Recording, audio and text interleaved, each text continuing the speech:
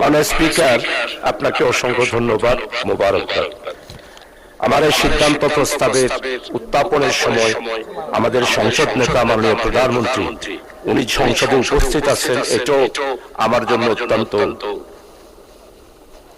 অত্যন্ত আনন্দিত এবং আমার জন্য এই প্রস্তাবটি তোলার ব্যাপারে উনার সামনে যে বক্তব্য রাখতে পারতেছে এই জন্য আন্তরিক শুকরিয়া আদায় করছি। মাননীয় স্পিকার, চট্টগ্রাম কক্সবাজার মহাসড়ক, এই সড়কটি ঐতিহাসিকভাবে তার বয়স প্রায় ৬০০ বছরের কাছাকাছি।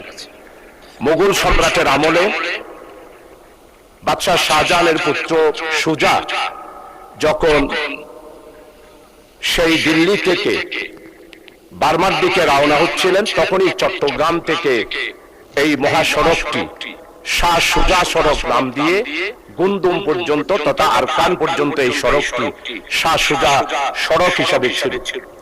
পরবর্তী পর্যায়ে মাননীয় স্পিকার, এই সড়কটির নাম পাকিস্তান আমলে তৎকালীন এটার নাম দিয়েছিল আরকান সড়ক। এই সড়কের দৈর্ঘ্য প্রায় ৩০০ কিলোমিটারের কাছাকাছি ছিল। দেশ যখন বিভাগ হয়ে গেল, পাকিস্তান আমলে আরকান সড়ক দিয়ে চলাচল হতো এবং আরকান সড়ক দিয়েই কক্সবাজারের সাথে যোগাযোগ, রামুর সাথে যোগাযোগ, আরকানের সাথে যোগাযোগ, এরপরে গুন্দুমের সাথে যোগাযোগ, সবচেয়ে গুরুত্বপূর্ণ সড়ক। মাননীয় স্পিকার, পরবর্তী পর্যায়ে দেশ স্বাধীন হওয়ার পর এই সড়কটির নাম দেওয়া হয়েছে চট্টগ্রাম কক্সবাজার মহাসড়ক।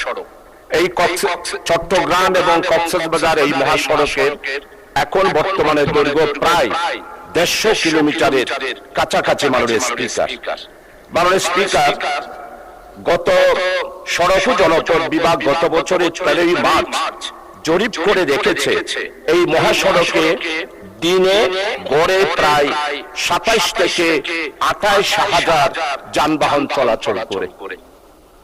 এর চেয়ে বড় গুরুত্বপূর্ণ বিষয় হলো এই শহরে, বিশেষ করে কক্সবাজারে বিদেশি পর্যটকের সংখ্যা এবং আমাদের দেশের পর্যটক যারা রয়েছে তাদের সংখ্যা প্রায় ৮০ লক্ষের কাছাকাছি। মাননীয় স্পিকার, এই সড়কটি এখনো পর্যন্ত সেই সুজার আমলে যেই ২ লাইনের ছিল, এখনো পর্যন্ত ঠিক সেই ২ লাইনে চলাফেরা করছে। মাননীয় স্পিকার, যার কারণে আমার এইখানে হতাহতদের সংখ্যা যদি আপনাকে জানাতে যায়, এই গত ২ বছরে আমার এইখানে হতাহতের সংখ্যা প্রায় ২৭টি দুর্ঘটনা সহ হতাহতের সংখ্যা গত ২২ থেকে ২০২৬ পর্যন্ত ৪০০ থেকে ৫০০-এর কাছাকাছি দুর্ঘটনায় সেখানে নিহত হয়েছে। মাননীয় স্পিকার, সবচেয়ে বড় আশ্চর্য, গত ঈদের সময়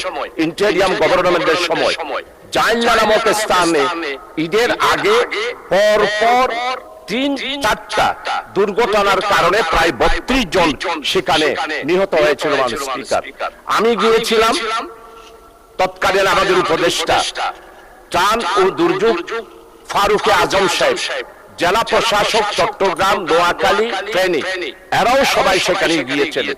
অর্থাৎ এই সড়কটি একটা মৃত্যুপুরী সড়ক হিসাবে আজকে জনগণ সেইখানে এত বেশি আতঙ্কিত, কখন অ্যাক্সিডেন্ট হয়।